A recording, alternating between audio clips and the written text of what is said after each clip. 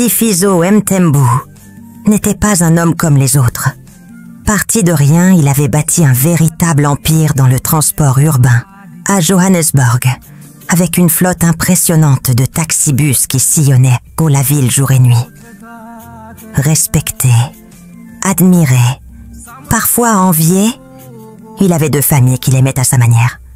Sa première épouse, Sma, la femme légale et reconnue, avait 2 enfants, Sia et Mandisa. Sa seconde compagne, Sibongile, vivait dans une maison séparée avec ses 3 enfants, Zamo, Zama et Zandile. Malgré les apparences de respect et d'harmonie, les tensions invisibles s'accumulaient lentement, comme des nuages noirs avant la tempête.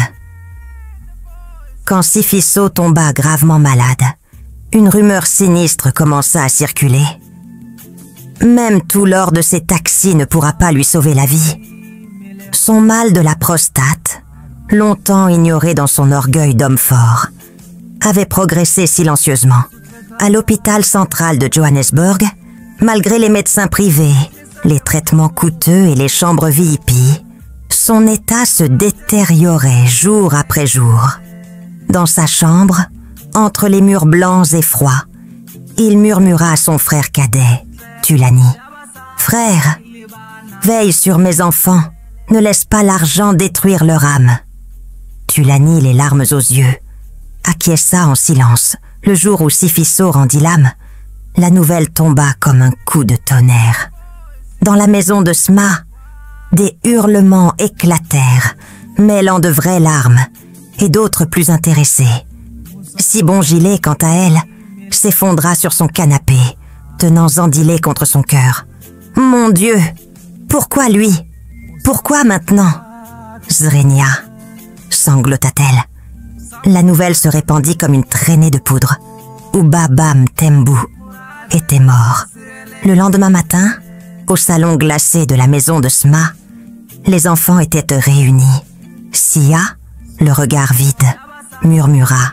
« Il m'avait promis, il m'avait dit que je reprendrais tout l'empire. » Mandisa sanglotait doucement contre l'épaule de sa mère. S'il était question d'argent, Sifiso serait encore vivant aujourd'hui, murmura un chauffeur dans un coin du parking des taxis, secouant tristement la tête. Mais la maladie ne se souciait pas de sa fortune. Quelques jours après les funérailles, alors que le parfum des couronnes de fleurs fraîches s'effaçait, Sma, la première femme de Baba Mthembu, prit une décision qui allait marquer l'histoire familiale à jamais. En secret, elle convoqua Maître Dlamini, l'avocat chargé de la succession. Lors d'une rencontre discrète dans son salon luxueux, elle posa sur la table une mallette pleine de billets. « Fais ce qu'il faut, Maître Dlamini. Ma famille doit garder ce que Sifiso a construit. Pas ses enfants illégitimes, pas même Thulani, son petit frère. Tu as compris ?» dit-elle d'une voix glaciale. L'avocat hésita, conscient de la gravité de ce qu'on lui demandait. Mais la tentation de l'argent fut plus forte que son intégrité. La lecture du testament fut organisée dans le cabinet feutré de Maître Dlamini. Toute la famille était présente. Sibongile, crispé, tenait la main de Zama. Sia et Mandisa jetèrent des regards furtifs. Thulani, le petit frère de Baba Mthembu, lui, restait en retrait, son regard sombre fixant Maître Dlamini. Ce dernier tout sauta nerveusement avant d'annoncer. Selon les dernières volontés de Monsieur Sifiso Mthembu, lorsque l'avocat continua la lecture du testament, un murmure parcourut la salle. Par la volonté de feu Monsieur Sifiso Mthembu, 1% de ses biens sont attribués à Madame Sibongile et à ses enfants. De plus, 5% seront donnés à son jeune frère, Thulani Mthembu. Le reste reviendra à son épouse légale, Sma Mthembu, et à ses enfants Sia et Mandisa. Un silence lourd s'installa. Sibongile sentit son cœur se briser en 1000 morceaux. 1%, pensa-t-elle. Après toutes ces années, après tout l'amour, les promesses murmurées entre deux battements de cœur. Tulani, assis au fond, esquissa un sourire amer. Lui aussi savait que ce partage n'était pas juste, mais le poison de l'argent avait déjà fait son œuvre.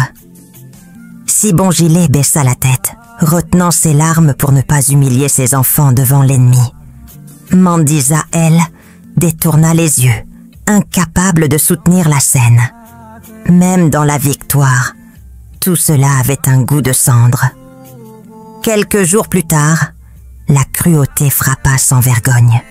Une voiture de police se gara brutalement devant la maison de Sibonjilé. 2 officiers, visiblement mal à l'aise, frappèrent à la porte. « Vous devez partir. Aujourd'hui », lança l'un d'eux, évitant de croiser son regard. « Mais où irons-nous? Nous n'avons nulle part où aller » cria Sibonjilé, étreignant Zandilé contre sa poitrine. « Ordre de la nouvelle propriétaire » répondit sèchement l'autre. Sans même avoir le temps de rassembler tous leurs souvenirs, Sibonjilé et ses enfants furent maussés. Ils entassèrent quelques sacs, des couvertures usées, des photos déchirées. Leurs pas lourds les menèrent, sous une pluie glaciale, jusqu'aux abords du bidonville de Diepsloot. Là, parmi les cabanes en tôle, le béton brisé et la boue, ils durent se résigner à vivre. Le luxe de leurs anciennes vies semblait désormais un lointain mirage, irréel comme un rêve effacé au réveil brutal. Dans leur abri de fortune, la nuit tombait vite. Sous la tôle percée, la pluie tambourinait sans pitié. Sibonjilé, épuisé, vendait chaque matin des beignets brûlants au marché poussiéreux pour quelques pièces. Ses mains autrefois soignées étaient désormais calleuses et noircies par la farine et la graisse. Un soir, autour d'un maigre feu vacillant, Zamo murmura d'une voix rauque. « Maman, est-ce que tu regrettes d'avoir été avec papa ?» Sibonjilé ferma les yeux un instant, la douleur trop lourde pour être dite. Puis elle répondit doucement, la voix tremblante. « Non, ma fille, l'amour ne s'achète pas, et il ne se regrette pas. Ce n'est pas l'amour qui nous a trahis, ce sont les hommes. » Ses enfants baissèrent la tête, murmurant une prière muette dans le vent froid. Leur dignité, battue mais pas brisée, brillait encore faiblement dans l'obscurité.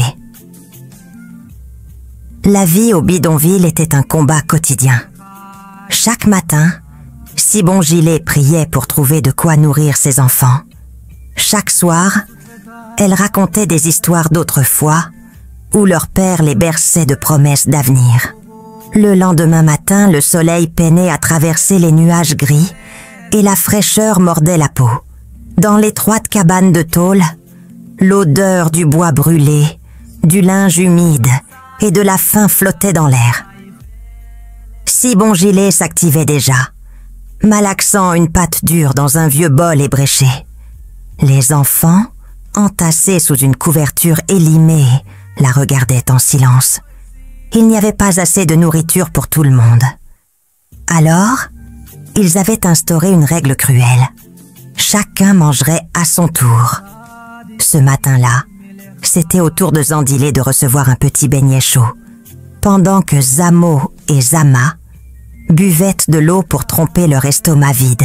Assise à même le sol, Zandilé mordait à petites dents dans son beignet. « Tu peux prendre la moitié, Zamo » murmura-t-elle, la voix cassée. Zamo secoua doucement la tête, son visage déjà durci par la pauvreté. « Non, Zan, mange tout. Aujourd'hui, c'est ton jour. » Il esquissa un sourire forcé, un sourire qui avait appris à cacher la faim. Sibonjilé détourna le regard, serrant son cœur pour ne pas pleurer devant eux. « Qu'avons-nous fait pour mériter cela ?»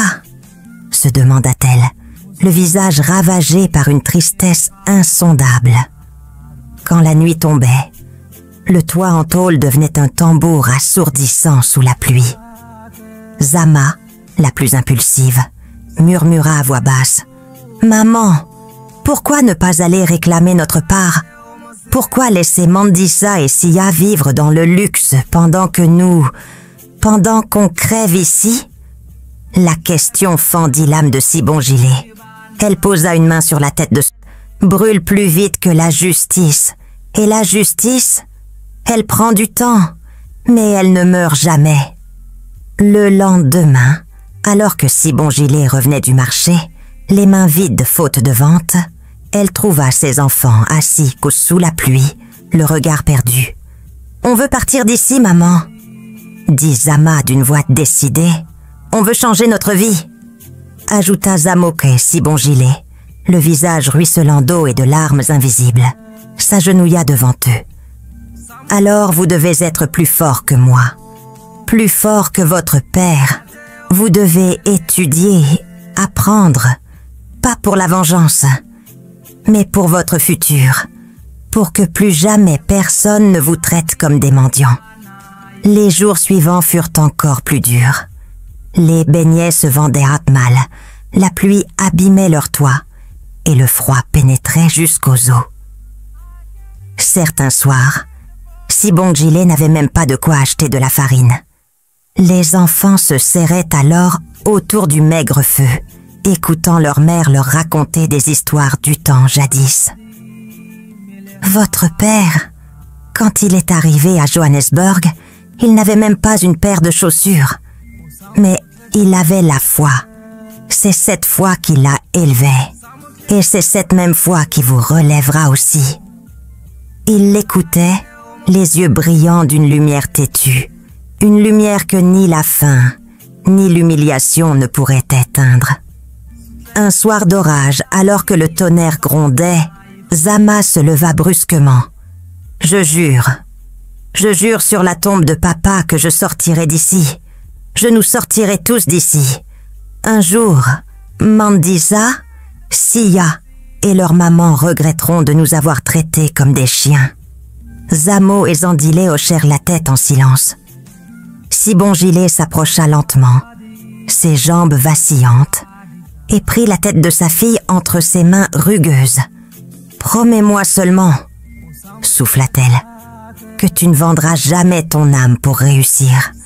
Promets-le-moi, Zama. » Et sous la lumière vacillante du feu, Zama jura, non pas une promesse de haine, mais une promesse de grandeur.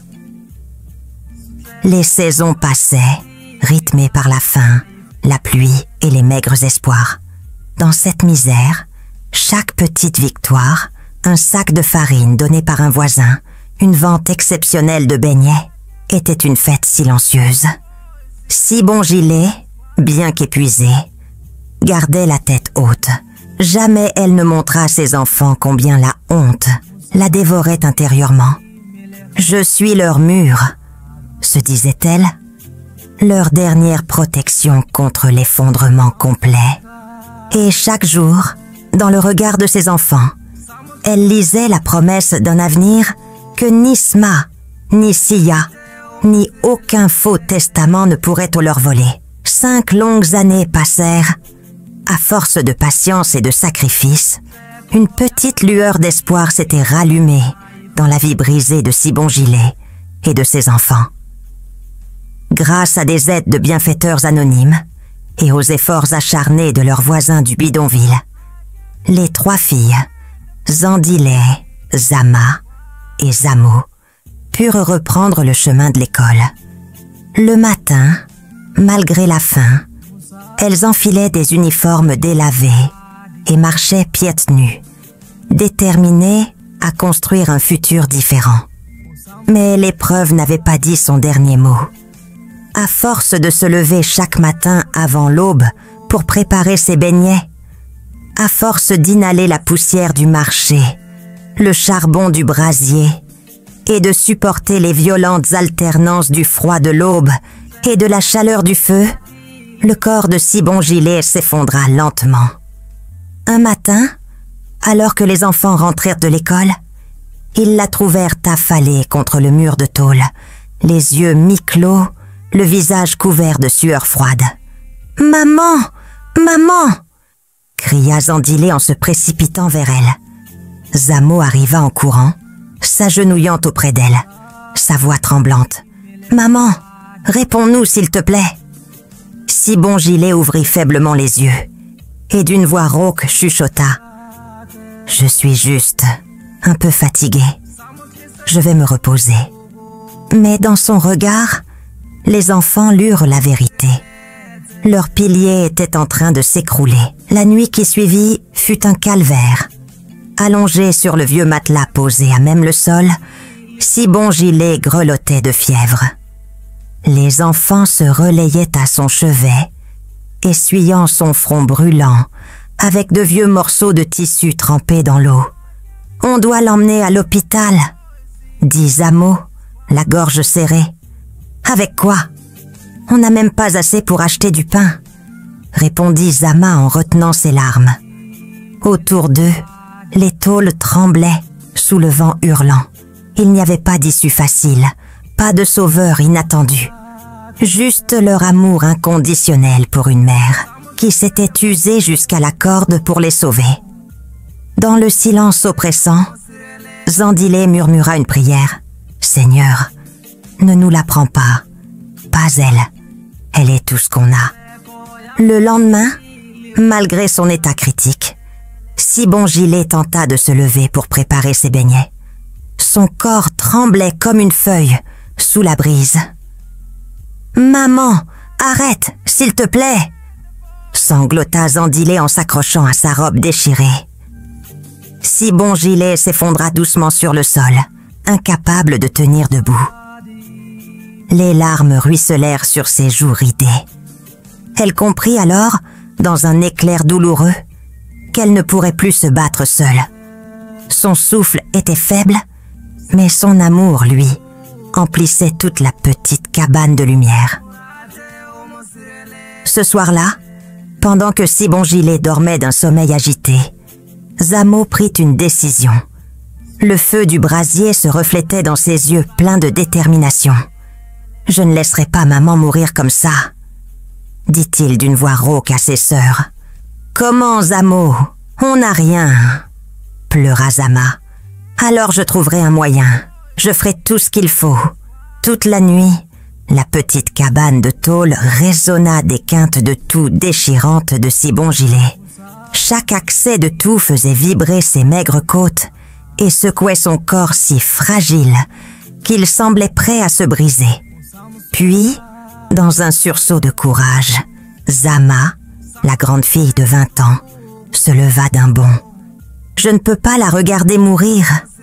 cria-t-elle presque, en ramassant un foulard pour s'attacher les cheveux. Sans attendre, elle sortit en courant sous la pluie fine, ses pieds nus frappant la boue du bidonville, jusqu'à la petite clinique communautaire du quartier. Le personnel, accoutumé à la misère, écouta son récit, la fatigue dans les yeux. Quelques heures plus tard, une vieille ambulance transporta Sibon-Gilé à l'hôpital le plus proche. Les examens furent rapides et impitoyables. Après avoir craché du sang sur le carrelage blanc de l'hôpital, le verdict tomba. Tuberculose avancée.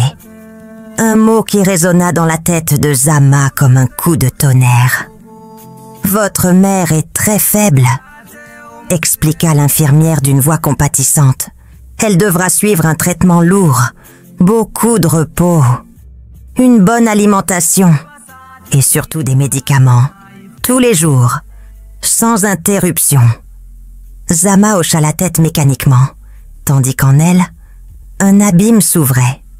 Repos, bonne alimentation. Ces mots sonnaient comme des moqueries dans leur réalité de misère noire. Quand Sibon-Gilé, amaigrie et tremblante, rentra enfin au bidonville après quelques semaines d'hospitalisation, la famille fut confrontée à une nouvelle épreuve. Il fallait désormais trouver de l'argent chaque jour pour manger, pour les médicaments, pour survivre. Ce soir-là, autour du maigre feu qui crachotait ses dernières braises, Zama regardait sa mère endormie, Ses petites sœurs blotties contre elle. Un poids insupportable pesait sur ses épaules.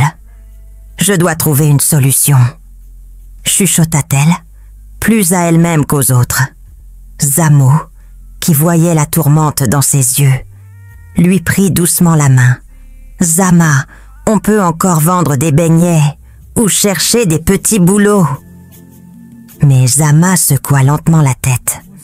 Elle savait que vendre des beignets ne suffirait pas face au coup d'un traitement long et rigoureux. Une décision terrible grandissait en elle, sombre comme la nuit qui les enveloppait.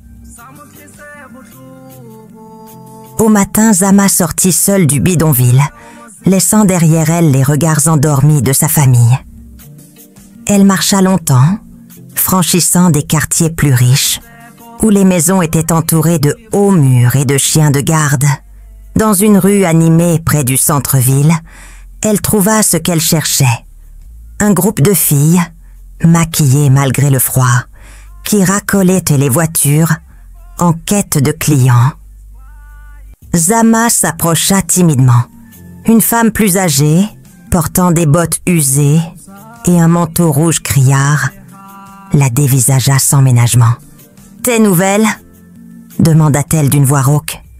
Zama baissa les yeux, honteuse, puis murmura « Je dois nourrir ma mère et mes sœurs. » La femme haussa les épaules, habituée à ce genre d'histoire. « Ici, personne ne juge, ma petite. Si tu peux sourire, moi tu peux survivre. » La première nuit fut un supplice. Chaque geste, chaque regard sale posé sur elle, chaque mot brutal lui arrachait un morceau d'âme. « Je fais ça pour maman, pour Zandilet, pour Zamo, » répétait-elle en boucle dans son esprit pour ne pas hurler. À l'aube, elle rentra au bidonville, le corps meurtri, quelques billets froissés serrés dans son poing tremblant. Elle passa la porte en tôle sans bruit et déposa l'argent sur la table branlante, avant de s'effondrer dans un coin, étouffant ses sanglots dans une couverture sale. Les jours suivants, la vie reprit son cours étrange et cruel. Chaque soir, Zama se préparait, le cœur en miettes, et partait travailler. Chaque matin, elle revenait, usée mais déterminée, rapportant l'argent qui permettait à sa mère de suivre son traitement, à ses petites Aksur de continuer l'école, et à Zamo de garder vivant l'espoir d'un avenir différent dans le chaos du bidonville, alors que les tôles tintaient sous les rafales du vent. Un feu invisible grandissait dans le cœur de ces enfants blessés. Ce n'était plus seulement une survie, c'était une renaissance. Une renaissance forgée dans l'humiliation, la douleur et le sacrifice. Et Zama, la grande fille devenue femme trop tôt, portait sur ses épaules le poids d'une famille. La tuberculose osseuse avait complètement ravagé le corps de Sibon Gilet. Cloîtrée sur son matelas humide, elle ne pouvait plus ni se lever ni même se redresser, sans pousser des gémissements de douleur. Chaque mouvement lui arrachait des cris étouffés, et ses enfants, impuissants, regardaient leur mère se faner jour après jour. Dans cette maison de tôle, où la lumière perçait à peine, Zama portait désormais tout le poids de la survie. Elle nourrissait sa mère et ses deux petites sœurs, jour après jour, nuit après nuit, mois après mois. Mais la rue était cruelle, la concurrence féroce. Les clients ne s'arrêtaient presque jamais pour elle. Le froid de la nuit mordait sa peau, les talons fendus par les longues heures debout. Une nuit encore plus glaciale que les autres, errant comme une ombre sous les réverbères cassés. Elle éclata en sanglots devant sa meilleure amie Nonkou. « Nonkou !» sanglota Zama, ses bras maigres serrés autour d'elle-même. « Je ne comprends pas. Depuis que je suis ici, je n'ai eu qu'un seul client, Yuen Soul. Toi, tu montes en voiture toutes les 10 minutes. Il fait si froid. Ma mère est malade. Mes sœurs ont faim. Je ne sais plus quoi faire. » Nonkou, une jeune femme éclatante, belle et provocante, fit claquer sa langue contre son palais, un mélange d'agacement et de pitié dans le regard. « Écoute, Nozama, faut changer ton style. Tu dois être plus attirante. Montre plus de peau, mets des talons hauts, du maquillage qui crie fort. » Zama, la tête basse, hocha doucement. Elle essaya. Pendant toute une semaine, elle copia le maquillage agressif de Nonkou, raccourcit ses jupes, marcha sur des talons douloureux. Mais rien n'y fit. Les voitures passaient devant elle comme si elle était invisible, s'arrêtant seulement pour les autres filles, surtout pour Nonkou, éclatante sous les néons défaillants. La semaine suivante, le désespoir s'était mué en une rage sourde. Zama, au bord de l'effondrement, saisit Nonkou par le bras après une nuit glaciale, sans le moindre client. « Nonkou, je t'en supplie, dis-moi la vérité. Quel est ton secret? Pourquoi tout marche pour toi et pas pour nous autres ?» Nonkou hésita. Elle baissa les yeux, jouant nerveusement avec une mèche de ses cheveux peroxydés. Pendant un long moment, elle resta silencieuse, comme si un conflit intérieur se livrait en elle. Puis, voyant la détresse de Zama, elle céda dans un souffle. « D'accord, viens chez moi demain matin, 10 heures, je te montrerai. Mais ce n'est pas quelque chose qu'on raconte dans la rue. » Ce soir-là, Zama rentra très tôt. Le matin arriva avec une lenteur torturante. Zama, les jambes tremblantes, se prépara tant bien que mal. Elle traversa le bidonville encore engourdi de sommeil, son cœur tambourinant contre sa poitrine. Quand elle arriva devant la petite maison de Nonkou, elle hésita un instant. Une voix en elle criait « Fuis !» Mais une autre, plus forte, chuchotait « Pense à maman, pense à Zandilé !» Nonkou l'attendait à la porte, un sourire étrange collé aux lèvres. « Tu es prête ?» demanda-t-elle. Zama hocha la tête. Nonkou, installée négligemment sur son vieux canapé effiloché, tira une longue bouffée de sa tige de chanvre, l'air concentré. La fumée épaisse flottait paresseusement dans la pièce, enveloppant Zama d'une odeur forte et enivrante. Puis, d'une voix grave et presque solennelle, Nonkou déclara « Écoute-moi bien, Zama. Ce matin, on va prendre le taxi jusqu'à Tambissa. Là-bas, je connais une vieille mère. Pas une mère comme nos mères. C'est une laveuse de chance. » Zama, encore engourdie par la nuit de misère, ouvrit grand les yeux. Nonkou continua, soufflant la fumée en cercle lent. « Elle lave les filles avec l'eau de Lupamba. C'est une eau très ancienne. Elle enlève toutes les malédictions, toutes les misères collées à ton corps. Après ça, tu verras. Ce soir même, tu n'auras plus besoin de supplier dans la rue. » Zama sentit un frisson lui parcourir la colonne. Un mélange de peur et d'espoir. Elle voulait poser des questions, comprendre. Mais au fond d'elle, elle savait déjà. Elle était prête à tout. Nonkou saisit son vieux téléphone à écran fendu, composa un numéro et, après quelques tonalités, se mit à parler dans une langue étrange, faite de clics et de mots rauques que Zama ne comprenait pas. L'appel était bref, précis, presque cérémonial. En raccrochant, Nonkou eut un sourire satisfait. « C'est réglé, elle nous attend », annonça-t-elle en se levant d'un bond. Sans perdre de temps, elles se précipitèrent au marché de la cité.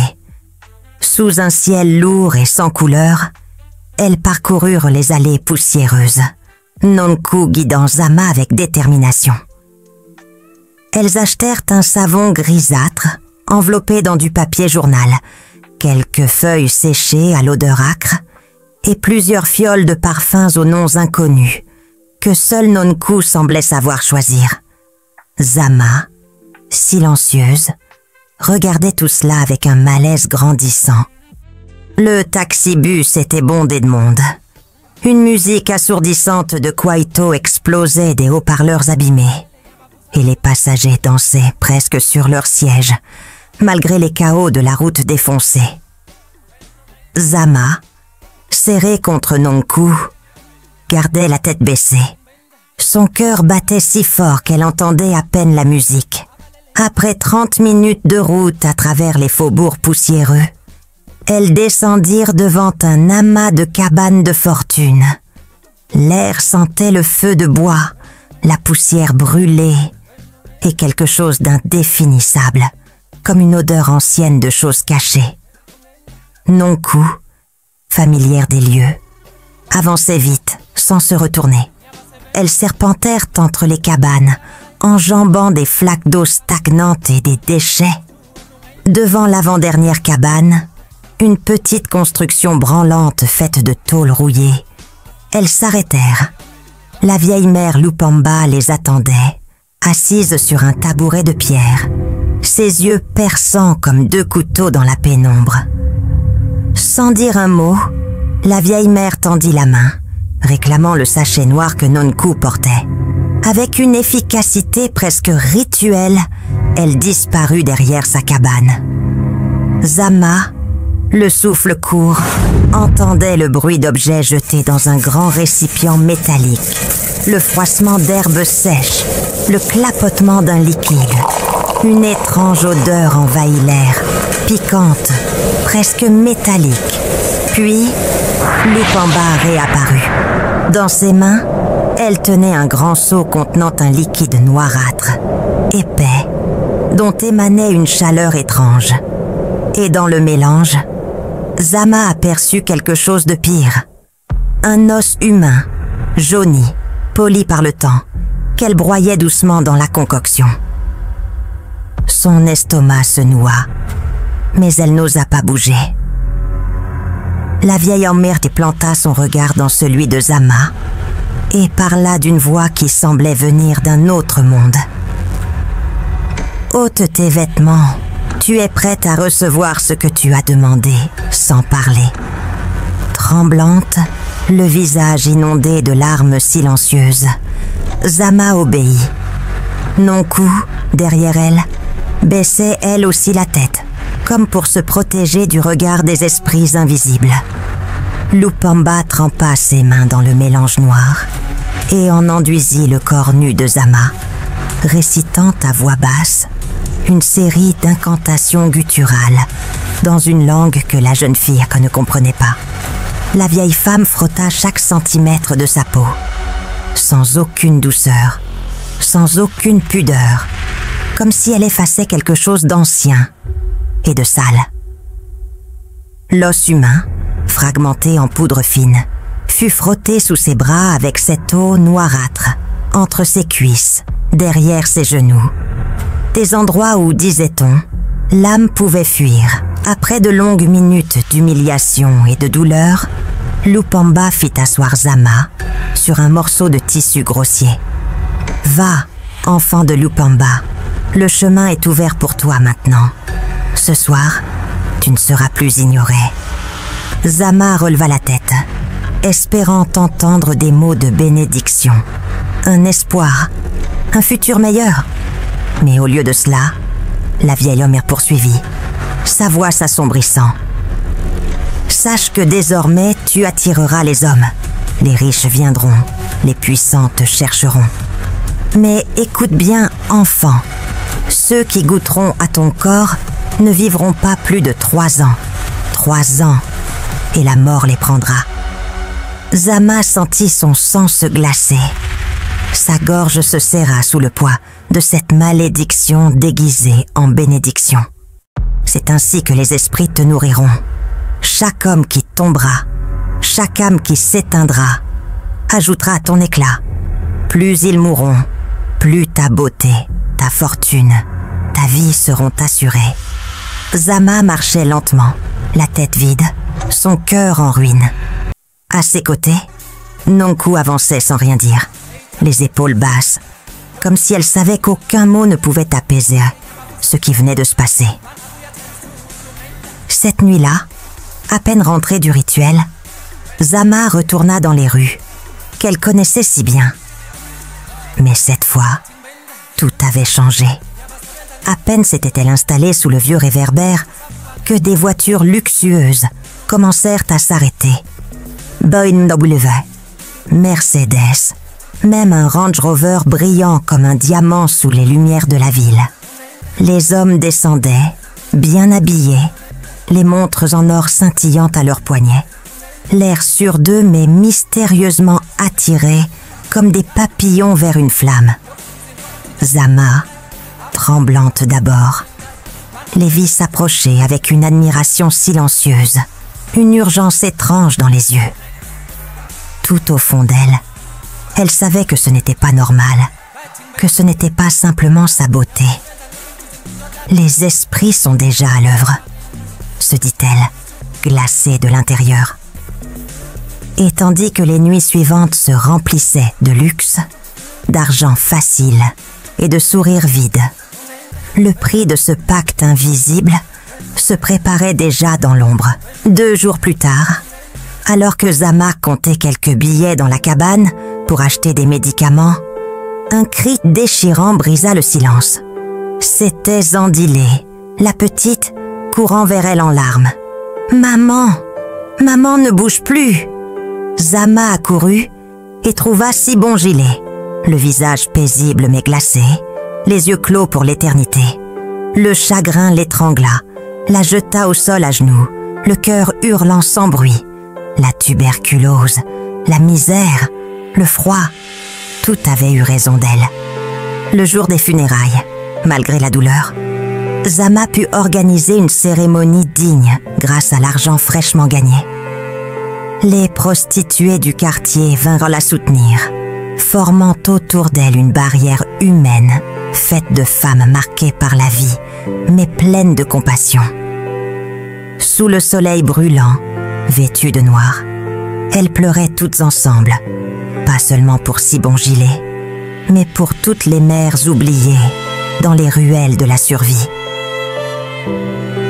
2 longues années passèrent, comme un fleuve sale et rapide charriant le passé. Zama et Nonkou avaient plongé corps et âme dans la vie de nuit.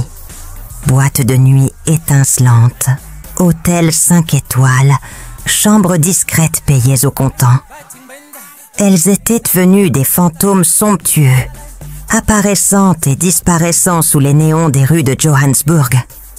Zama sortait désormais avec de grands patrons d'entreprise, parfois même avec les fils de ces mêmes patrons, jeunes, insouciants et dépensiers. Chaque nuit était une mascarade de luxe et de douleur cachée. « Regarde-nous, Zama !» riait Nonkou en agitant son sac de marque. Zama avait pu changer la vie de ses petites sœurs grâce à la prostitution. Zamo et Zandilé avaient quitté le bidonville pour intégrer une école privée de la ville. Fini les pieds nus et les uniformes déchirés. Elles portaient désormais des chaussures vernies, des blouses impeccables et riaient avec d'autres enfants riches.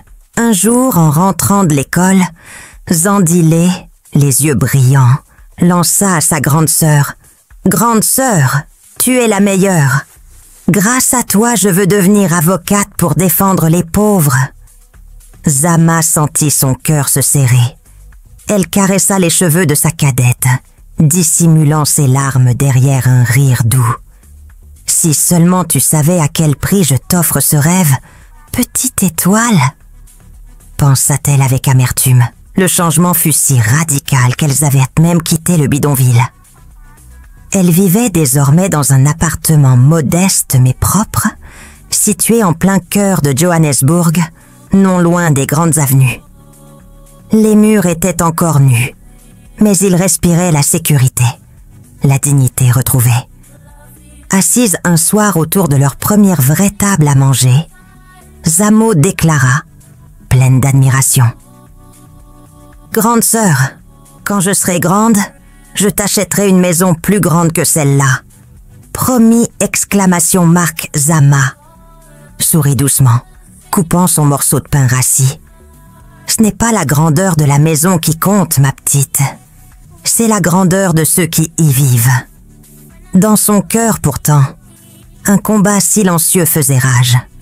Car elle savait que la maison, les rires, l'école, tout était construit sur des âmes envolées, sur des vies écourtées par son pacte silencieux. 2 jours après ce samedi de routine, alors que Zama rangeait quelques affaires dans leur petit appartement, son téléphone vibra nerveusement sur la table. C'était Nonkou. Sans hésiter, elle décrocha. « Écoute ma chérie !» lança Nonkou d'une voix rapide et excitée. « Aujourd'hui je suis occupée avec un ministre, rien que ça !» Elle éclata d'un rire étouffé. « Je ne pourrai pas honorer un de mes rendez-vous. Alors écoute-moi bien. Je veux que tu partes à l'Hôtel Palace, sur le Grand Boulevard. C'est un client très spécial. J'ai déjà parlé de toi, t'inquiète pas. Il a réservé la chambre 700 au 7e étage. Sois là, avant lui. Et pas de stress, ma belle. Il a déjà payé en avance. Je t'envoie ton argent dès maintenant. » Zama sentit son cœur bondir de joie. Non seulement l'opportunité semblait énorme, mais surtout, elle n'avait rien prévu pour ce soir-là. « Merci, Nonkou. Vraiment, merci. Promis, je vais assurer. » répondit-elle, un grand sourire illuminant son visage. Enfin une nuit facile, bien payée, sans chasse aux clients, ni négociations interminables, pensa-t-elle, le cœur léger pour la première fois depuis longtemps. La nuit tomba lentement sur Johannesburg, drapant la ville de ses lumières dorées et de son murmure électrique. Zama, vêtue d'une robe noire moulante et élégante, prit un taxi direction le Grand Boulevard. Son cœur battait d'excitation alors que les gratte-ciels défilant par la fenêtre scintillaient comme des promesses. L'Hôtel Palace se dressait fièrement au milieu de la ville, immense, majestueux, baigné de lumière. Arrivée dans le hall luxueux, elle inspira profondément. Le parfum du cuir neuf, du marbre ciré et du parfum coûteux emplissait l'air. Ce soir, pas de ruelle froide, pas de cabane tremblante sous le vent. « Ce soir, je suis une reine !» se dit-elle en avançant fièrement. Elle monta dans l'ascenseur doré, appuya sur 7 et sentit son reflet la défier dans le miroir. Une femme belle, dangereuse, marquée par la vie, mais encore debout. Quand elle atteignit la chambre 700, elle jeta un dernier regard autour d'elle, rajusta légèrement ses cheveux, puis poussa la porte entr'ouverte. À l'intérieur, la chambre était magnifique. Mur beige orné de tableaux modernes, lit king size immaculé, rideaux lourds et épais. Le silence y régnait, pesant, presque inquiétant. Zama avança doucement, déposant son petit sac sur la chaise en velours. Elle s'assit sur le bord du lit, croisa ses jambes et attendit, son cœur battant lentement, presque sereinement. « Tout ira bien », se répétait-elle. « C'est un rendez-vous comme les autres. » Après plus d'1 heure d'attente, alors que le silence pesait lourdement dans la chambre 700, un léger toc-toc retentit contre la porte. Zama, nerveuse mais prête, rajusta son bikini brillant, passa ses doigts dans ses cheveux et murmura un « entre » presque inaudible. La porte s'ouvrit doucement et ce qu'elle vit la figea sur place. Là, sous le halo doré du couloir, se tenait un jeune homme d'une élégance rare. Costume de créateur, chaussures vernies, parfum subtil flottant dans l'air. Il avait tout du prince des rues de Johannesburg. Mais ce qui terrifia Zama, ce fut son visage. « Sia !» murmura-t-elle d'une voix tremblante. Son demi-frère. Sia, lui aussi, resta pétrifié sur le seuil, son regard passant de son visage à son corps presque nu, à son expression de détresse. « Toi, Zama !» s'étrangla-t-il, la voix brisée. « Mais que fais-tu ici ?» Zama, incapable de répondre, sentit ses jambes céder sous elle. Des torrents de larmes inondèrent de son visage. Tout son passé refoulé ressurgissait d'un coup violent. La pauvreté, l'abandon, la faim, les humiliations de Sma, la sorcellerie, la promesse silencieuse faite sous l'eau noire de Lupamba. Et maintenant, l'ironie cruelle de la vie. Elle s'apprêtait à piéger son propre frère de sang. Elle tenta de contourner Sia, de fuir, de disparaître de cette pièce maudite. Mais Sia la saisit fermement par le poignet, ses yeux brillants de confusion et de douleur.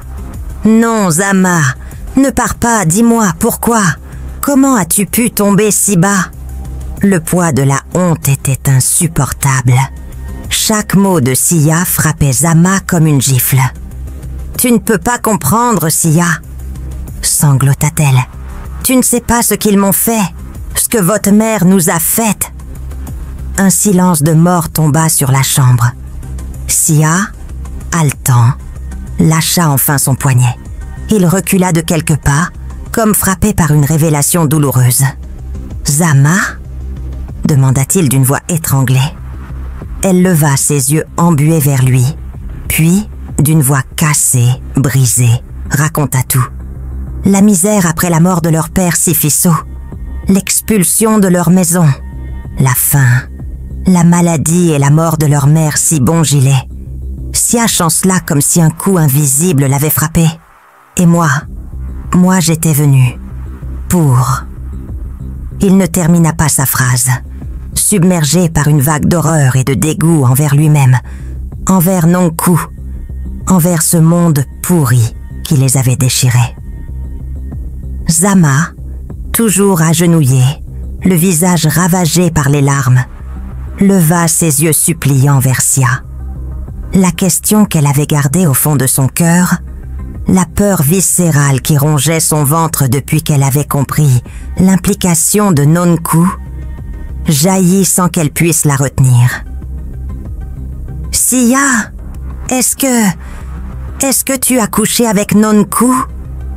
Un silence pesant tomba, aussi lourd que la mort elle-même. Sia, surpris, fronça les sourcils, ne comprenant pas immédiatement l'importance de cette interrogation.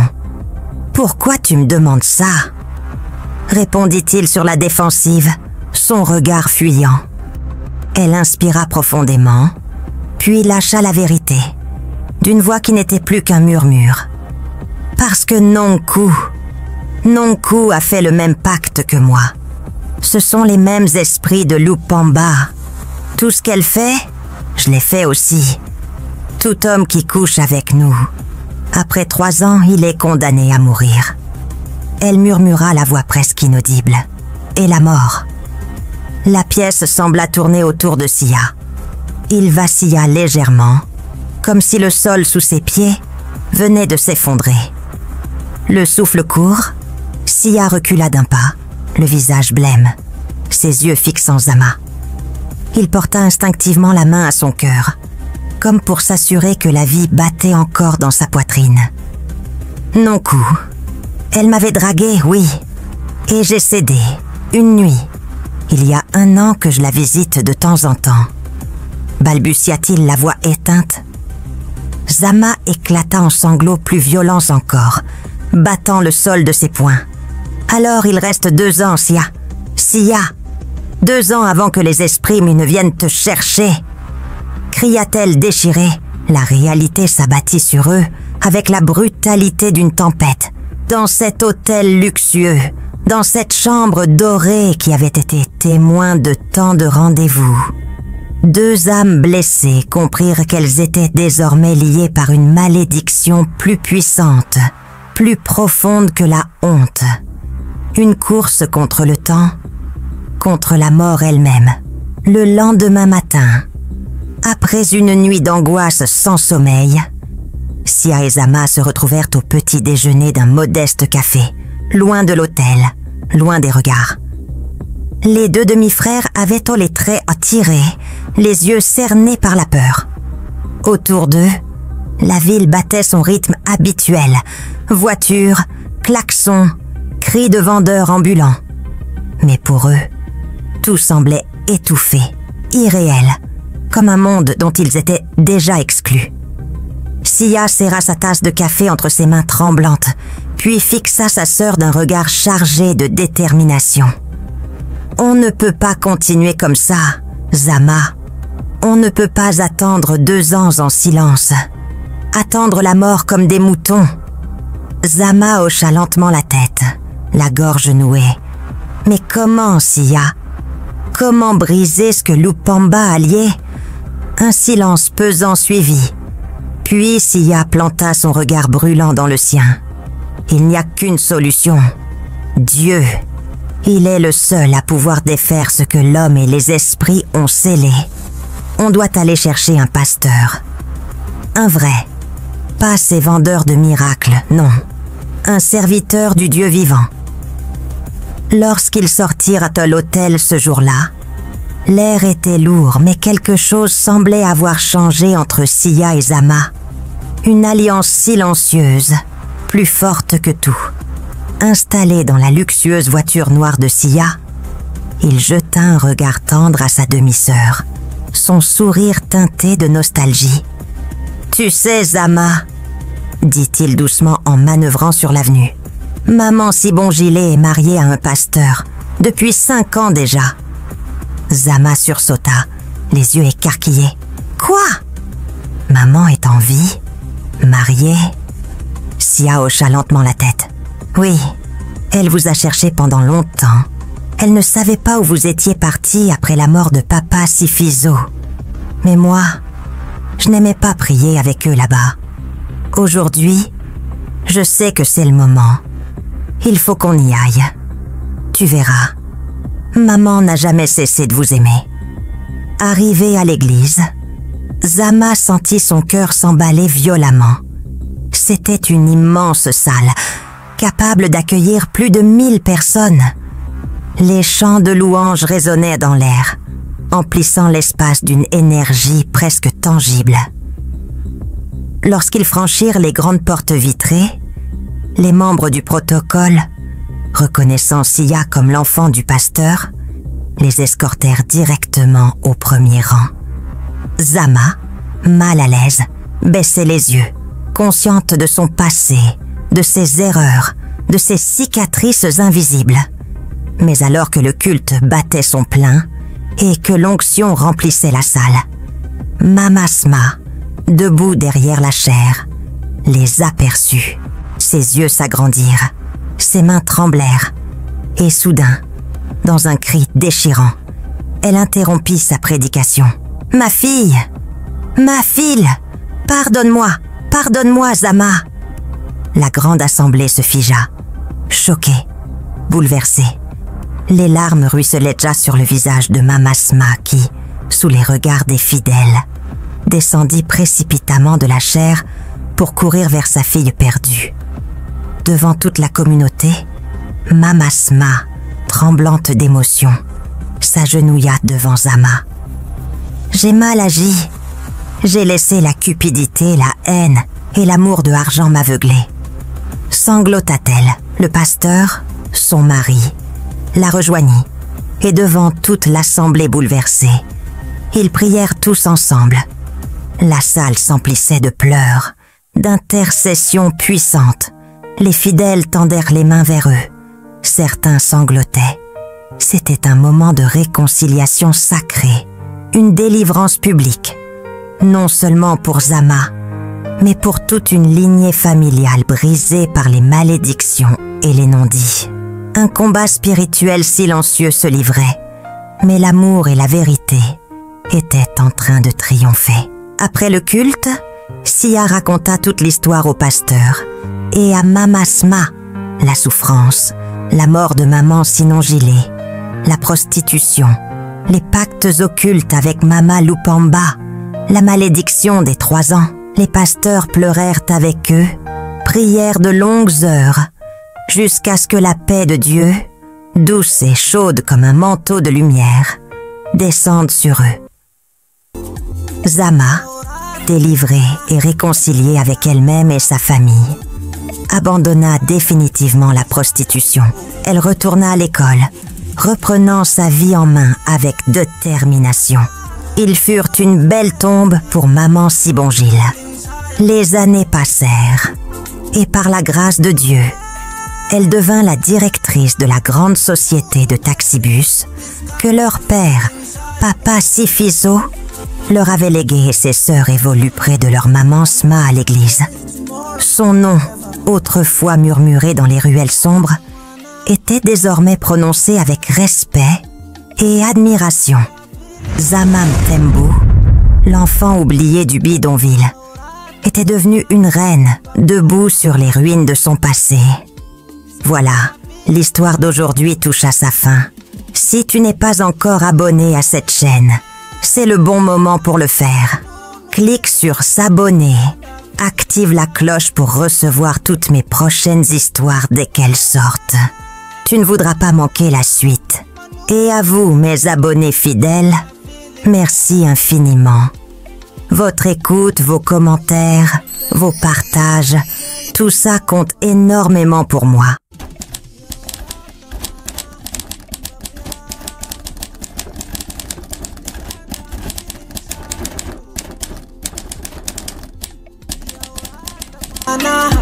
Bavia